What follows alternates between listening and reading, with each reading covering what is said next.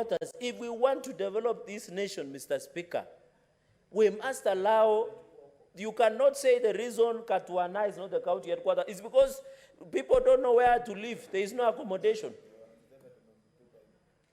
All these senior public officers, they want to go and stay in 5-star hotels in Katwana.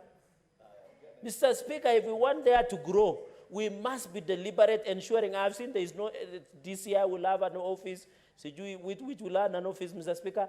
Mr. Speaker, we must be deliberate and ensure that the headquarters moves from Chuka town to Katwana, where it is gazetted. How can we ensure Katwana develops as the county headquarters of Tharaka Nithi?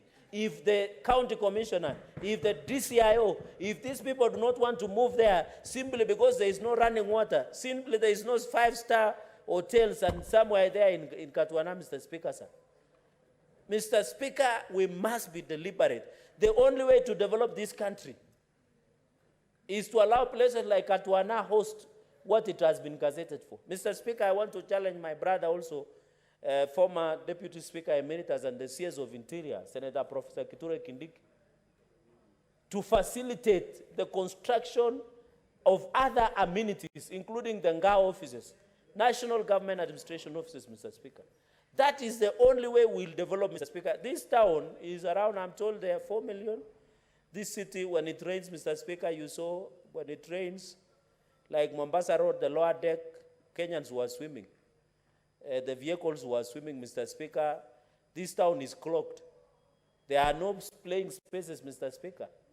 The reason all these Kenyans come to Nairobi is because of a service.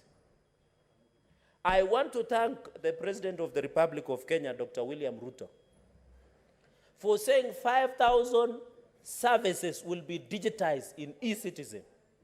Mr. Speaker, it doesn't make sense to have somebody from Marmanati or Makutano all the way from Meru in Buri to come all the way to look for a passport. Here in Nyayo.